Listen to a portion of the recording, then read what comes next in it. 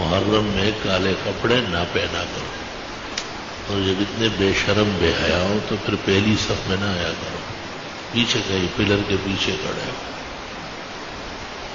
سینکڑوں دفعہ یہ بات ہو گئی کہ یہ روافض اعداء دین کی علامت ہے، اور اس مہینے میں کالے کپڑے، کالی ٹوپی، کالی صدری، کالی واسکٹ سے پرہیز کریں۔ امام اسبیجابی نے صراحت کی ہے شرح قدوری میں کہ اہل سنت کا شعار یہ ہے کہ وہ دوسرے فرقوں اور فتنوں کی نشانیوں سے بچتے ہیں۔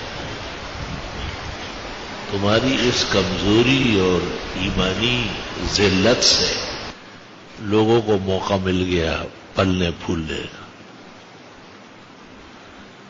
جب تک تمہارے دل و دماغ میں خدا کے دوست اور خدا کے دشمن کا فرق نہیں ہے، حاشا و کلا کہ تمہارا خاتمہ ایمان پر ہوا۔ استغفر اللہ واتوب الیہ۔ اعوذ باللہ من الشیطان الرجیم، بسم اللہ الرحمن الرحیم۔ یا ایھا الذین آمنوا ادخلوا فی السلم کافۃ ولا تتبعوا خطوات الشیطان انہ لکم عدو مبین۔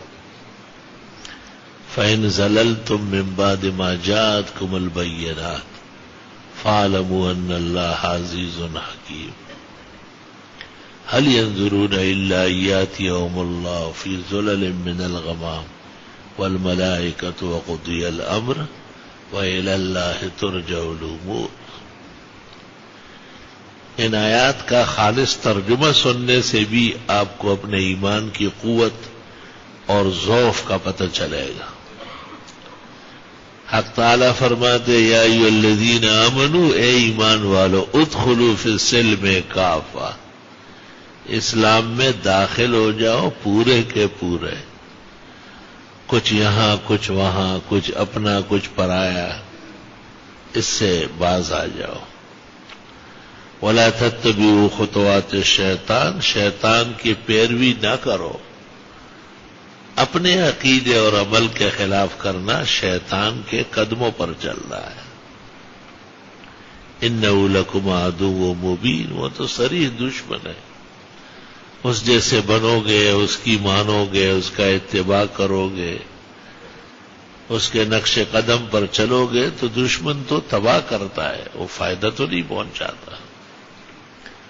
فَإِن زَلَلْتُم مِّن بَعْدِ مَا جَاءَتْكُمُ الْبَيِّنَاتُ، اگر تم رائے راست سے ہٹ گئے، بھٹک گئے، بگڑ گئے، پھسل گئے، جبکہ تمہارے پاس کھل کر مسائل آ گئے۔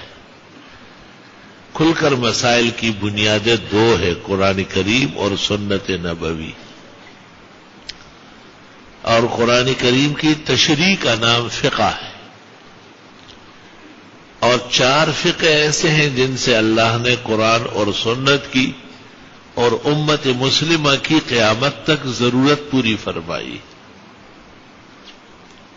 قرآن، سنت، اجماع اور قیاس، 4 دلائل شرعیہ ہے۔ جو مسئلہ قرآن میں ہو یا سنت میں ہو یا اجماع میں ہو یا قیاس میں ہو، وہ دین ہی کا مسئلہ کہلائے گا اور اس کا اتباع فرض ہوگا۔ جیسے قرآن شریف میں سود کی اور شراب کی حرمت ہے، تو احادیث میں اس کی سزائیں آ گئی، سنت میں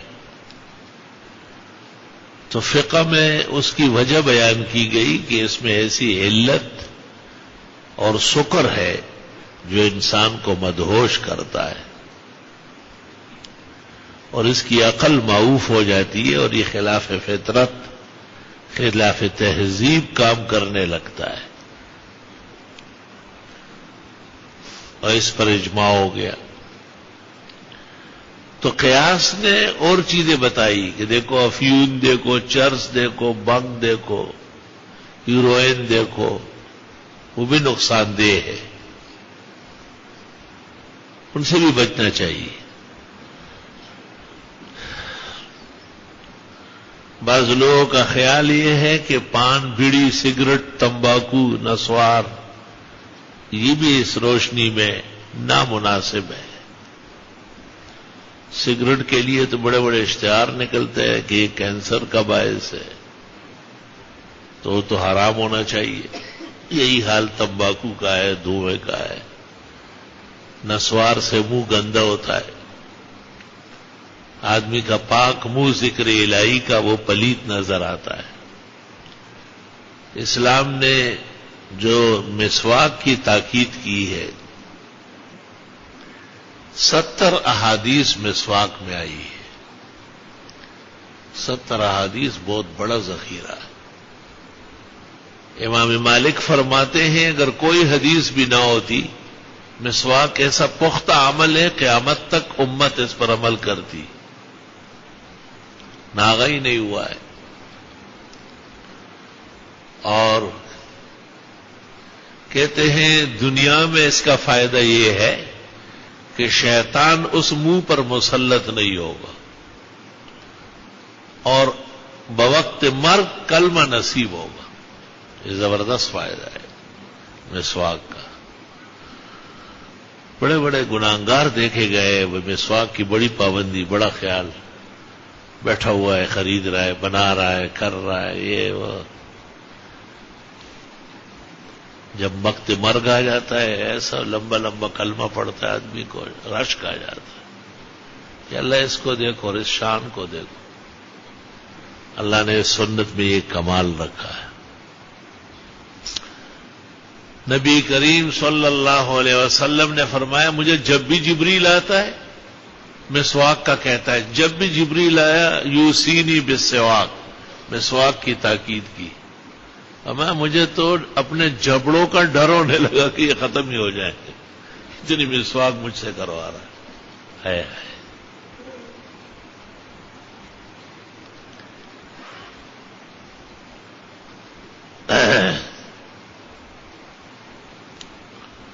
اور علماء فقہ کی کتابوں میں لکھتے ہیں کہ 6 جگہ مسواک ثابت ہے، یعنی سنت ہے۔ سوتے وقت، جاگتے وقت، کھانا کھانے سے پہلے، کھانا کھانے کے بعد۔ اگر ویسے ہی کوئی مجلس طویل ہو جائے، دیر تک آدمی بات چیت کرے تو بے احتیاطی ہوتی ہے نا، ہنستا رہتا ہے، باتیں کرتا ہے، تو اب اٹھ کر کے مسواک کر لے، منہ صاف کر لے، شیطانی آثار ختم ہو جائے۔ 5 جگہ ہو گئی۔ اور 6ٹھی جگہ وضو میں مسواک کرنا۔ وضو میں مسواک اصل میں نماز ہی کے لیے ہے۔ بی بی صاحبہ ام المومنین حضرت عائشہ فرماتی ہے بخاری میں، حضرت آتے وقت بھی مسواک کرتے، جاتے وقت بھی مسواک کرتے، جاگتے وقت بھی، سوتے وقت بھی۔ اوہو، مرض الوفات میں بالکل آخری لمحے میں حضرت عبد الرحمن ابن ابی بکر ام المومنین عائشہ کے بھائی عیادت کرنے آئے کہ حضرت طبیعت مبارک کیسی ہے؟ حضرت لیٹے ہوئے تھے اور حضرت عائشہ کو کہا کہ مجھے بٹھا لو، تو بی بی عائشہ نے اپنے سینے سے تما دیا، ایسا بٹھایا کیا کہ دل ڈوبے نہیں۔ اس دوران عبد الرحمن کے پاس مسواک تھا، تو حضرت ان کو بڑی خوشی سے اور توجہ سے دیکھنے لگے۔ تو بی بی صاحبہ نے کہا مسواک چاہیے؟ آپ نے اشارے سے کہا کہ ہاں۔ آپ نے عبد الرحمن سے مسواک لیا اور اس کو دھویا، صاف کیا، پھر حضرت کو مسواک دی۔ آپ نے اتنے آرام سے اوپر اوپر، نیچے نیچے، دائیں بائیں، اتنا عمدہ مسواک کیا۔ بی بی صاحبہ فرماتی ہے میں حیران رہ گئی کہ بیماری میں تو بیمار اتنا زیادہ تفصیل سے نہیں کرتا، بہت آرام سے اوپر نیچے دائیں بائیں مسواک فرمائی۔ ام المومنین فرماتی ہے کہ میرے دل میں آیا کہ حضرت کی طبیعت بہت اچھی ہے آج اور انشاءاللہ کافی دن زندہ رہیں گے.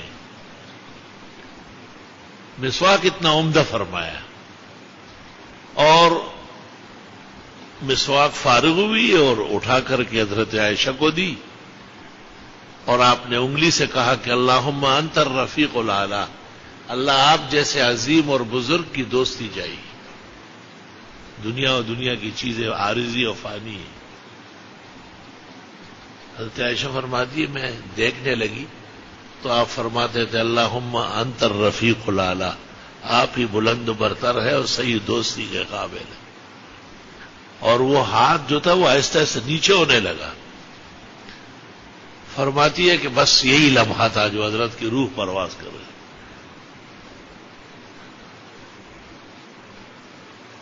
جھوٹوں نے جو مشہور کیا نا کہ یہ علی کے بارے میں وصیتیں کی تو ام المومنین پوچھتی تھی کب کی ہے؟ میں خدمت میں تھی مسلسل اور میں نے ہی آخر وقت میں عبد الرحمن سے مسواک لے کی دی اور مجھے ہی آپ نے امت کے لیے نماز اور غلاموں اور نوکروں کے ساتھ اچھے سلوک کرنے کی تاکید کی. اور مجھے ہی مسواک بڑی خوشی سے مانگی اور مسواک آپ نے اتنی عمدہ فرمائی، ایسی بہترین کی کہ اس طرح حضرت بی بی فرماتی ہے رشک آیا مجھے. اوہو مسواک اس طرح کیا جاتا، کیا زبردست طریقہ ہے. علماء دین نے عجیب بات لکھی ہے کہ آخرت کا سفر درپیش تھا، آپ پوری تیاری کر کے جا رہے تھے. چل بات یہ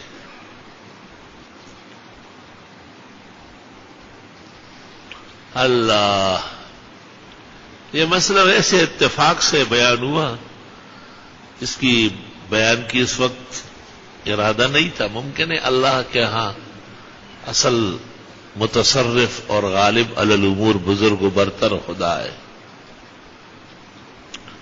بیان تو یہ کرنا تھا کہ دیکھو یہ ہو کیا رہا ہے پورے ملک میں. ایک ہی فرقے کے لیے پورے پاکستان کو ان کی خدمت میں لگایا ہے. ساتھ ہی پڑوس میں ان کا شیعہ اسٹیٹ ہے، وہاں کوئی جلوس نہیں، کوئی جلسہ نہیں، امام بارگاہوں سے باہر کوئی چیز نہیں. یہ اس بہانے باہر آئے اور وہ دوسرا ربیع الاول میں باہر نکلیں گے. وہ حرمین شریفین نہیں مانتے اور یہ کسی کو بھی نہیں مانتے. اتنا انصاف تو کیا جائے کہ کیا علی، حسن، حسین، بی بی فاطمہ رضی اللہ تعالی عنہ اور ان کا خاندان وہ کوئی مسلمانوں کے اجنبی لوگ ہیں؟ ائمہ دین ہے، فقہاء ہے، سربراورد علماء ہے سارے. اللہ، اور یہ کیسے انداز اختیار کیا گیا. پر یہ بھی تو سوچنا چاہیے تھا کہ وہ کون سا عمل ہے مسلمانوں کا سال بھر میں کہ وہ باہر آ کے کیا جاتا ہے. رمضان ہر مسجد میں اور ہر گھر میں اور ہر جگہ ہے. تراویح مسجدوں میں ہوتی ہے. لوگ اپنی سہولت کے لیے کہیں پارک میں، کہیں میدان میں، ان کا مقصد نہ راستہ بلاک کرنا ہے نہ لوگوں کو روکنا ہے. جمعے کی نماز گلیوں میں لوگ کھڑے ہوتے ہیں، مسجدوں میں ہوتی ہے.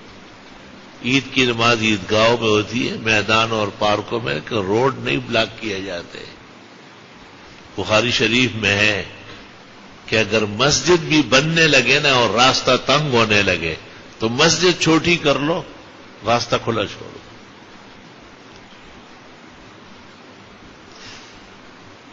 باب المسجد یکون فی الطریق من غیر ضرر بالناس. بخاری نے مستقل باب قائم کیا ہے، اس میں خبردار کے لوگوں کو تکلیف دی گئی. اللہ، اور ایسا کوئی عمل اسلام میں نہیں ہے جس کا شو، رونمائی، ہنگامہ آرائی مقصد ہو.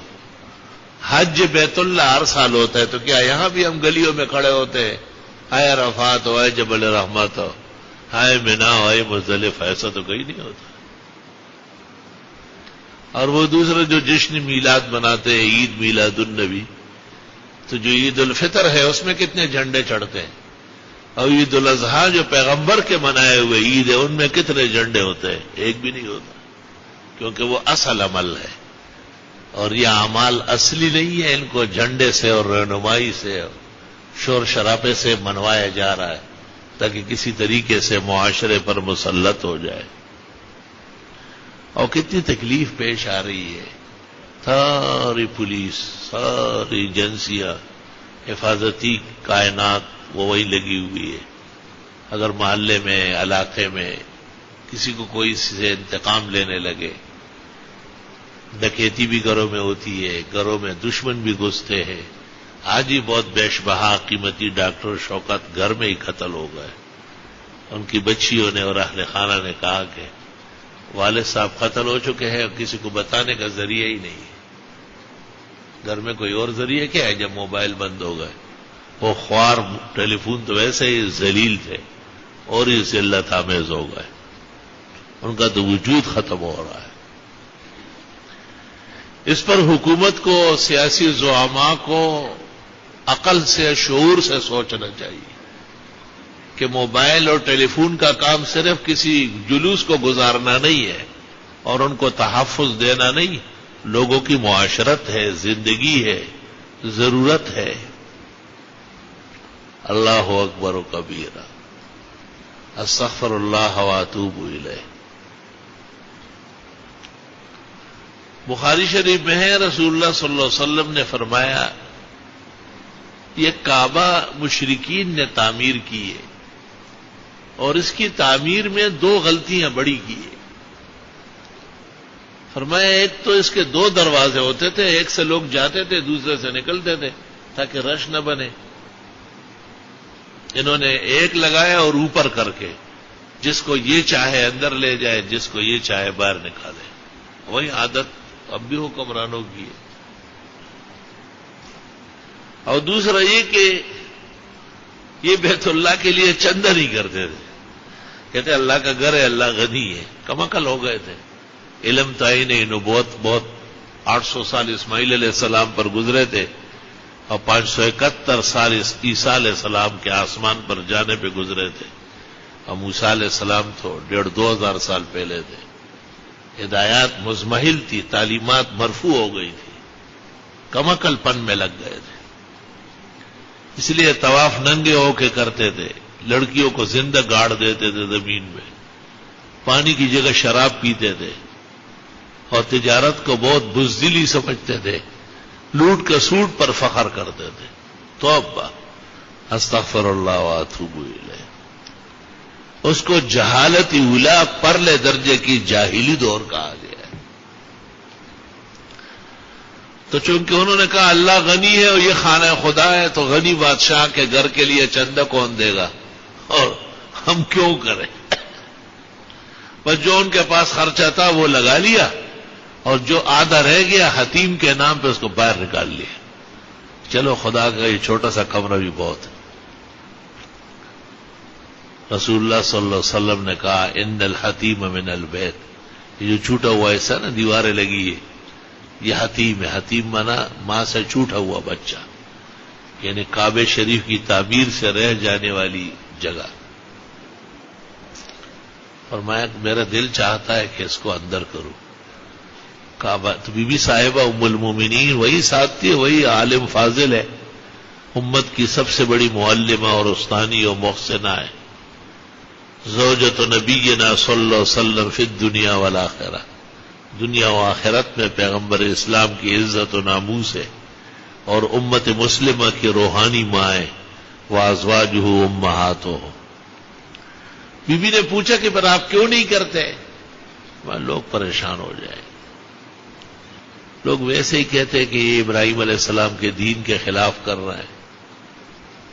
اب دیکھو لوگوں کے ذہن کو بچانے کے لیے آپ نے فرمایا کہ فی الحال اس کو رہنے دیں تاکہ شر شور، افواہ اور لوگوں کے نظریات کو کوئی ٹھیس نہ پہنچے. چونکہ اس حدیث کی روایت عائشہ کرتی ہے اور اس کا سگا بھانجا عبداللہ ابن زبیر یزیدیوں کے مقابلے میں کامیاب ہو گیا مکہ میں حکومت بنانے میں. حضرت حسین مجتبی سے اجتہادی تسامح ہو گیا. ان کو صحابہ منع کرتے تھے کہ مت جائیے کوفہ. لیکن ان کو کوفے والوں نے خطوط لکھے تھے اور ان کے جانے سے پہلے ہی عبید اللہ ابن زیاد نے ان کو دمکا دیا تھا اور پیچھے ہٹا دیا تھا.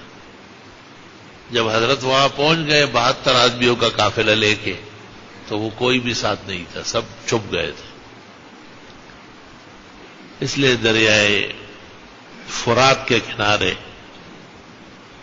یزیدی افواج نے ان کو روکا اور پھر وہ دردناک منظر پیش آیا جو پیش نہیں آنا چاہیے تھا، لیکن بہرحال اللہ کے تکوینی امور ہے. احد کے موقع پر ابتدا میں فتح ہو گئی، پھر تھوڑی شکست ہو گئی اور بری طرح ہو گئی.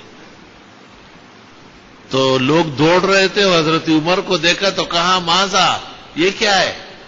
عمر نے کہا امر اللہ مفعولا وفی الکتاب مستورا، اللہ کا فیصلہ تھا، ہونا تھا، پہلے سے لوح محفوظ میں درج تھا. قضاء و قدر تو پہلے سے طے شدہ ہے، کسی کے کہنے سے کوئی کسی کی بلا ٹال نہیں سکتا ہے، ٹالنے والا صرف اللہ ہے. اللہ. علماء کہتے ہیں نا کہ یہ انبیاء کے نام جو ہے یہ غم کے نام ہے، ابراہیم، یوسف، یہ وہ. تو یہ حضرت کیوں رکھتے تھے بیٹے کا نام ابراہیم؟ تو جواب یہ دیا ہے کہ دنیا کے حادثات سے پیغمبر ڈرتے ہی نہیں. وہ تو کہتے ہیں مقامات بلند ہوتے ہیں، خوفزدہ نہیں ہوتے.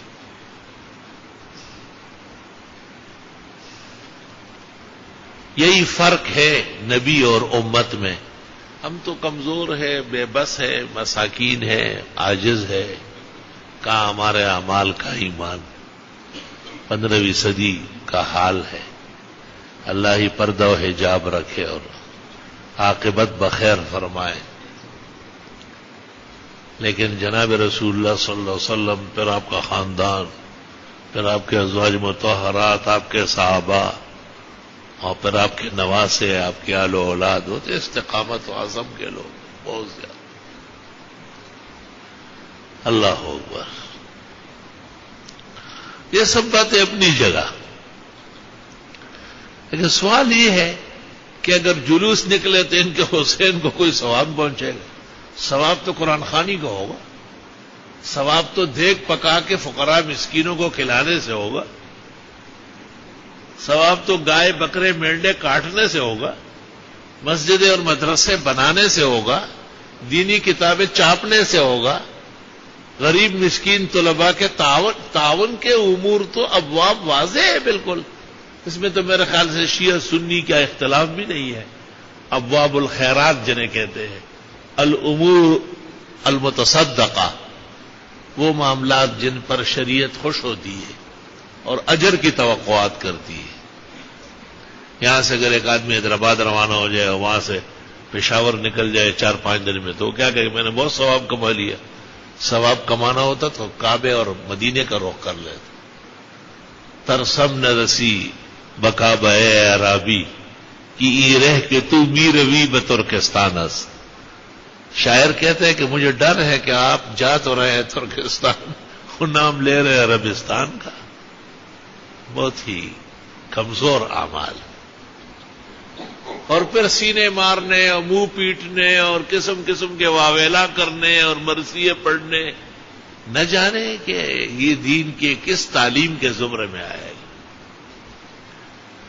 انبیاء علیہ السلام شہید ہوئے ہیں. حضرت جرجیس پہلا پیغمبر شہید ہوا ہے، دانیال شہید ہوئے ہیں، آرمینیا شہید ہوئے ہیں، حضرت شعیب، حضرت یحییٰ، حضرت زکریا. ایک روایت کے مطابق 145 پیغمبر شہید ہو چکے ہیں، اور اس سے زیادہ ہی ہوں گے کیونکہ تعداد تو بہت زیادہ ہے. 1,24,000 کم از کم تعداد. ایک روایت 2,64,000 کی بھی ہے. تو ان انبیاء کی یاد میں نہ کوئی عرس ہے، نہ کوئی جلوس ہے، نہ جلسہ ہے، نہ چادر چڑھانی ہے، نہ پھول چڑھانے ہیں، نہ پتہ ہے کہ وہ ہے کہاں. حذیفی خطبہ دیتا ہے مدینے کا امام، تو اس میں یہ کہتا ہے کہ وہ من ادلۃ الواضحہ علی بقاء النبوۃ وختمها ظہور قبر نبینا صلی اللہ علیہ وسلم فی المدینۃ المنورہ وهو يزار صباحا ومساء من حينه الى يومنا والى يوم القيامه. رسول اکرم صلی اللہ علیہ وسلم کے برحق پیغمبر اور کل کائنات کے لیے مبعوث ہونے اور نبی آخر زمان ہونے کی یہ بھی دلیل ہے کہ آپ کی قبر معلوم ہے اور پتہ کوئی نہیں کون کہاں ہے. ایک ایک پیغمبر کی 10 جگہ قبر ہے، جس کا جو جی چاہتا ہے وہاں پر ڈھیر لگا کے کہتے تھے یہ شیس علیہ السلام کی قبر ہے وہاں جوزجان کے راستے میں بلخ میں شیس علیہ لمبا چھوڑا قبر. صالح علیہ السلام کی قبر 5 جگہ ہے، تو نبی تو ہے کہ 5 جگہ کا غلط ہے نا. اور ابراہیم علیہ السلام وہاں تلابیب میں ایک بستی ہے، اس کا نام ہے قریۃ الخلیل. اسرائیلیوں کا بڑا اصرار ہے کہ ہے نا قبر ابراہیم خلیل، حالانکہ طے شدہ ہے کہ جبل ابی قبیس کے سیدھ میں عند الکعبہ حضرت ابراہیم علیہ السلام کی قبر تھی، اور اس کے ساتھ پھر حضرت اسماعیل، ان کی والدہ ہاجر. ملا علی قاری اور بعض مورخوں نے غلطی کر کے لکھا کہ نہیں حتیم تو کعبے کا حصہ ہے، کعبہ کے اندر کسی کی قبر بن سکتی ہے، وہاں تو طواف ہوتا ہے. اور جب سے دنیا بنی ہے بن الکعبۃ الملائکہ ثم آدم ثم نوح ثم ابراہیم ثم محمد. کعبے کی پہلی تعمیر ملائک نے کی، پھر حضرت آدم نے، پھر نوح نے، پھر ابراہیم نے، پھر جناب رسول اللہ صلی اللہ علیہ وسلم. اللہ اللہ میرے بزرگوں بھائیوں، محمد علی جناح صاحب نے یا ان کے دوستوں نے، مولانا شبیر احمد صاحب عثمانی، مولانا سید سلیمان ندوی، مفتی محمد شفیع اور بھی لوگوں نے پاکستان بنایا، احسان کیا. لیکن ایک غلطی ہو گئی ہے، جناح بیمار تھا بہت شدید، دن رات کے غم اور فکر نے اس کے پسلیاں ختم کر دی تھی، پھیپڑے میں سوراخ ہو گیا تھا. بس 1 سال 47 میں پاکستان آزاد ہوا، 48 میں جناح صاحب انتقال کر گئے.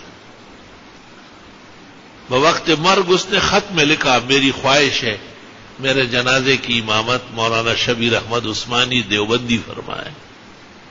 عثمانی کہہ کر پاکستان کو اہل سنت کا بنایا اور دیوبندی کہہ کر بدعتیوں کو چلتا کر دیا. شرم و حیا چاہیے. تحریر ریکارڈ موجود ہے، زیارت میں جب لیاقت علی خان ملنے گیا کاغذ پکڑوایا اس نے، معلوم تھا کہ وقت قریب ہے.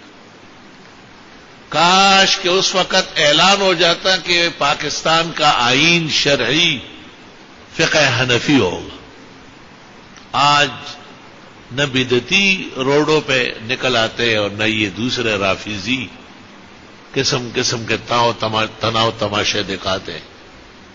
ایسے انتظامیہ کے لیے امن کا مسئلہ، حفاظت کا مسئلہ ان کی ذمہ داری ہے کہ فسادات نہ ہو، ٹھیک ہے. لیکن میں یہ پوچھتا ہوں کہ مثلا کراچی کے انتظامیہ نے تمام پولیس اور رینجر جلوسوں میں لگایا، اس دوران تھانے کے حدود میں ڈکیتر، قتال، سفاک، وہ جو لوگوں سے انتقامات لیتے ہیں وہ لوگ نہ فون کر سکتے ہیں اور نہ کہیں اطلاع کر سکتے. اس کی فکر تو ہونی چاہیے. افسوس، صد افسوس، وہ دل ہی لوگوں کا نہیں رہا جو آہ قبول کرے، وہ جگر ہی نہیں رہا جو فریاد سنے، وہ شعور ہی نہیں ہے جو پاکستان کو ایک فرقے کا نہیں تمام مکینوں کا ملک جانے. اور پاکستان کا مطلب کیا ہو؟ لا الہ الا اللہ. اور پاکستان کی بانی جماعت مسلم لیگ، یہ کون سا مسلم ہے؟ یہ کوئی سیاسی مسلم ہے، مذہبی مسلم نہیں ہے. تو مسلم، مومن، موحد کعبے اور مدینے کو امام مانتے ہیں. جو اعمال وہاں ہیں وہ سر آنکھوں پر پیغمبر کے زمانے سے لے کے آج تک اور قیامت تک وہاں ایمان پختگی کے ساتھ رہے گا. ذرا سی غلطی سے یہ دلدل پیدا ہو گیا اور یہ شگاف پڑ گیا کہ نہ مذہب کا کوئی حد ہے نہ اس کے کوئی آداب ہے، بس لوگوں کو ساتھ ملا لو اور ہنگامہ کرو اور روڈ پر آ جاؤ، یہ بھی آپ کا مذہب ہو گیا۔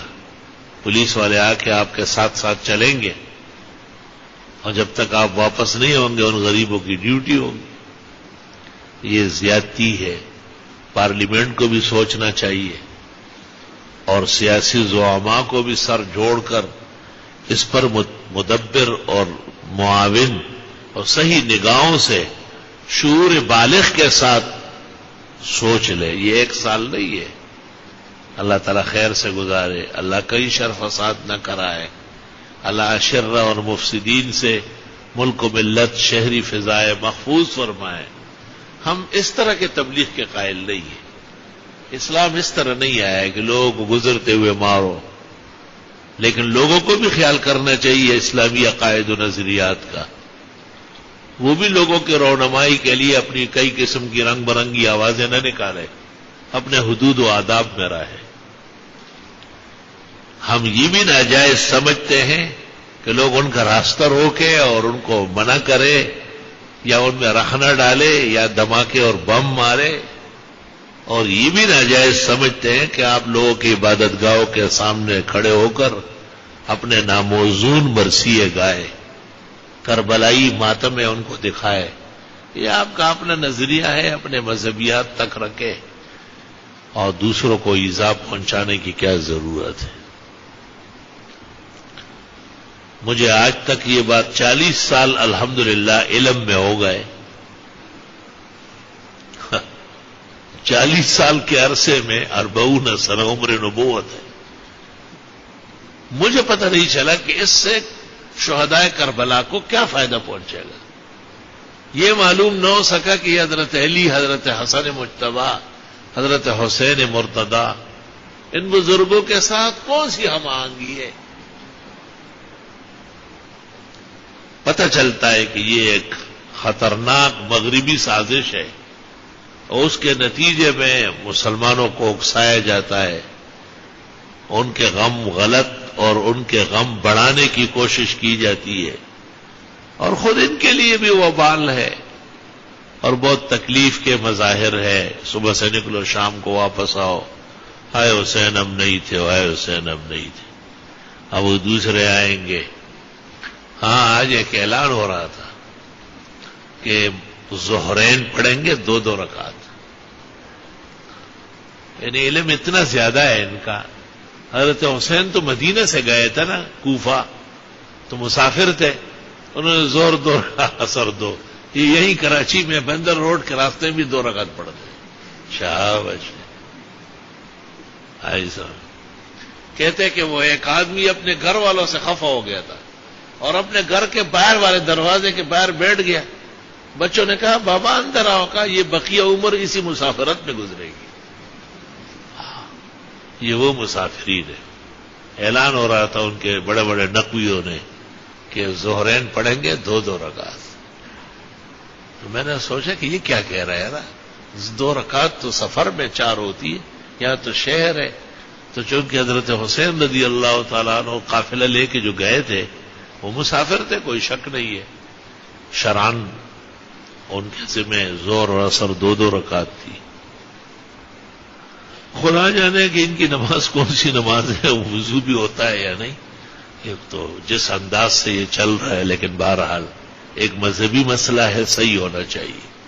اور مجھے فقہ جعفریہ سے بہت اچھی مناسبت ہے الحمدللہ۔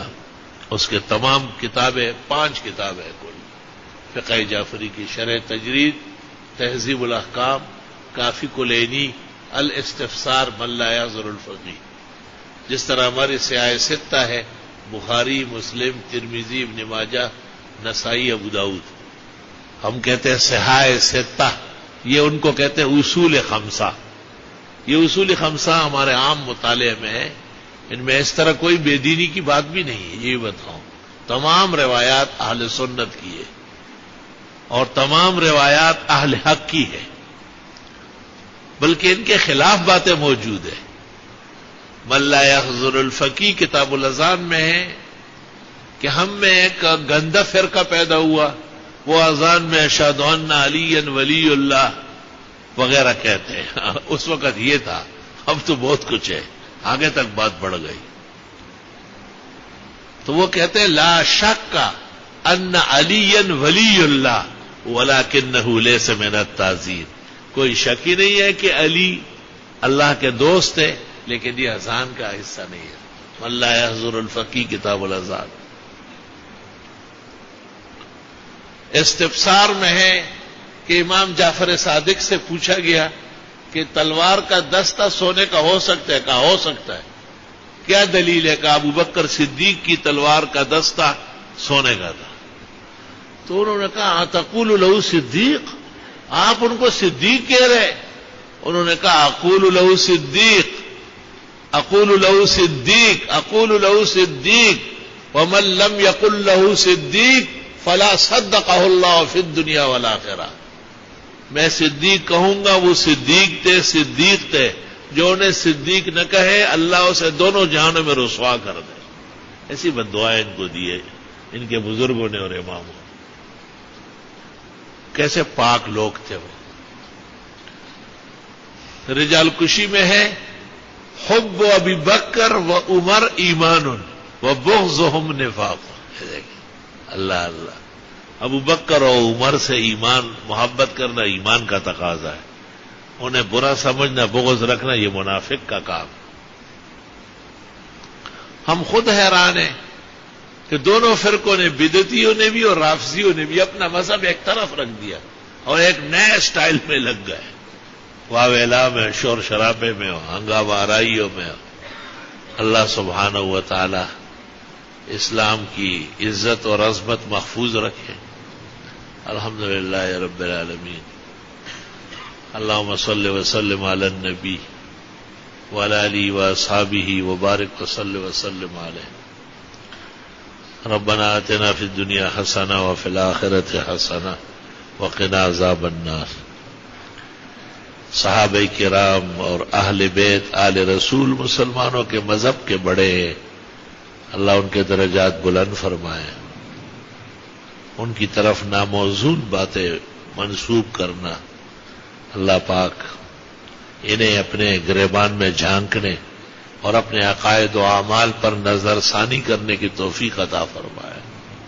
ان کے علماء کو بھی چاہیے کہ وہ یہ انداز، یہ شو، یہ رونمائی، یہ واویلا، یہ راستے بلاک کرنا، یہ انتظامیہ کو تکلیف میں ڈالنا، یہ خود سر پر خطرے لینا، اس جیسے اعمال سے پیچھے ہٹے اور اپنے مذہبی ملک ایران شیعہ اسٹیٹ سے سبق حاصل کرے اور پاکستان کو بھی دارالامان اور دارالامن بنائے اور اس میں ہماری مدد کرے. اللہ پورے عالم میں امن، قرار، سکون پیدا فرمائے. اللہ اسلامی ملکوں میں امن، قرار، سکون نصیب کرے. اللہ پاکستان کے چپے چپے کی حفاظت فرمائے. اللہ ہمارے صوبے کی حفاظت فرمائے. اللہ کراچی کی حفاظت فرمائے، گلی و کوچوں کی حفاظت فرمائے. بدمزگی اور رنج اور غم رفع دفع فرمائے. ہمارے عزیز بھائی ڈاکٹر شوکت جو گھر میں ہی آج قتل کیے گئے، اللہ انہیں شہید اور سعید بنائے. اور اللہ تعالیٰ ان کے خاندان جو بہت ہی غم میں ہیں، اللہ انہیں صبر، شکر، اجر، ثواب، قناعت علی المصائب نصیب کرے. اور اللہ ان کے والدین، ان کے والد مرحوم کے درجہ بلند کرے. اور ان کی والدہ جو بہت ہی بوڑھی ہے، اس کو اس عظیم سانحہ پر عظیم صبر، اجر، ثواب نصیب فرمائے. اور جہاں کہیں مومن مسلم ایمان پر مارا گیا، اللہ شہید اور سعید بنائے. جو مرا اللہ اسے بھی جنت نصیب فرمائے. جو تکلیف میں ہے، بیمار ہے، غمزدہ ہے، صدمے میں ہے، پریشانی میں ہے، اللہ جل جلالہ ان سب کی مدد فرمائے، نصرت فرمائے. اللہ تعالیٰ ہم عاجز اور مسکینوں کا یہ درس قبول فرمائے. باہر ملکوں میں ہمارے احباب ہیں، ہمارے فرید بھائی ہیں، ان کے صاحبزادے حسن و حسین اور حضرات ہیں، امان اللہ غازی ہے اور ان کے احباب ہے. بہت ایک سلسلہ ہے ماشاءاللہ. کہاں مجھ میں ہمت ہے نام لینے کی. نام نہیں لے سکتا ہوں. ان کے لیے مقام اور ایمان اور جنت کی دعا کرتا ہوں. اور جہاں وہ ہے اللہ جنت نصیب کرے اور دنیا ان کے لیے جنت بنائے. نوکری اور کام میں برکت ڈالے. گھروں میں خیر و برکت کے فیصلے فرمائے. ہم سب کے رنج اور غم کو اللہ تعالیٰ دور فرمائے. جتنے حاضرین ہیں اور ان کے غائبین ہیں اللہ تعالیٰ ان سب کی دعائیں قبول فرمائے. مجھ عاجز اور فقیر کو بھی کمال صحت شفا دے. کچھ دعا آپ نے فرمائی ہے اور وہ کچھ لگ گئی ہے. اللہ کی نعمتوں کا شکر ہونا چاہیے. آج کافی طبیعت بہتر رہی ہے. اور محمد انور شاہ کے لیے بھی دعا فرمائیں. اس کو بھی فائدہ ہوا ہے الحمدللہ. تقدیر بدلتی ہے دعاؤں کے اثر سے. بہت بڑا سرمایہ ہے دعا اور صدقہ. مالی صدقہ اور دعا. اللہ توفیق عطا فرمائے. اللہ قبول فرمائے. اللہ راضی ہو جائے. اللہ خطیات سیئات بشریات صغائر کبائر سب معاف فرمائے. اللہ جل جلالہ عم نوالہ ہمارے دل و ایمان میں ایمان کی حلاوت اتارے. اللہ اعمال کی قدر و منزلت نصیب فرمائے. ہمارے یہاں تبلیغی جماعت بھی آئی ہے. ایک تو صبح سویرے بھاگ گئی, دوسری آ گئی. بھاگنے والے کو بھی اللہ امن سے رکھے اور جو دوسری آئی ہے اللہ انہیں خوش و خرم رکھے اور محلے میں کام کرنے کی توفیق دے. ہم انہیں مہمان سمجھتے ہیں الحمدللہ. ہمیں بڑی خوشی ہوتی ہے. ہر وقت تو باتیں کرنا ٹھیک نہیں ہے. ہمارے یہاں ہزاروں طلباء موجود ہے. اللہ کا شکر ہے. اللہ قیامت تک قائم دائم رکھے اور گلی و کوچے ان سے منور و معطر رکھے. لیکن تبلیغ کی اپنی ضرورت ہے. تبلیغی بھائیوں کی آمد بھی عید ہے. بہت خوشی ہے. اللہ ان کی جماعتوں کے راستے کھولے. اللہ ان کے بیان میں اثر پیدا کرے. اللہ انہیں اخلاص دے دے. اللہ ہمیں بھی اخلاص نصیب فرمائے. اللہ ہمارے بیان میں درس میں بھی خوب آثار انقلابی اقدامات پیدا کرے. اللہ شر فساد سے بچائے. اللہ ناحق اشتعال سے بچائے. ناحق جذبات سے کھیلنے سے بچائے. اللہ پورے دین کے ساتھ ہمیں ہم آہنگی عطا فرمائے. ایمان و اعمال کی سربلندی نصیب فرمائے. اور یہ مہینہ اور اس کے بعد والے مہینے اور سال اور زندگی اللہ پرامن فرمائے, پرسرور فرمائے, پرکیف بنائے. خطرات سے ایذاؤں سے محفوظ فرمائے.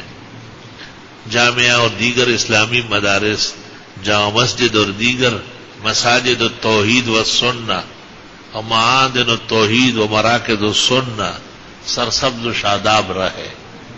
سرسبز و آباد رہے. ہمیشہ آباد و شاد رہے اور دین کے چشمے معجزن رہے اور فیضان ان کا عام رہے.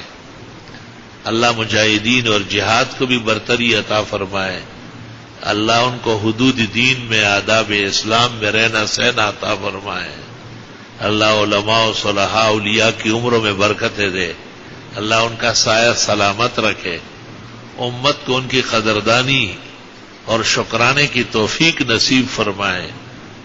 اللہ جل جلالہ عم نوالہ حرمین الشریفین زادہم اللہ حفظا و سلاما تا قیامت قائم دائم رکھے اور ہمیں ایمان کے ساتھ نیک اعمال کے لیے اپنی آل و اولاد اور اپنے احبا اور زملاء کے ساتھ کبھی عمرے کبھی زیارت کبھی دعاؤں کے لیے آنا جانا آسان فرمائے.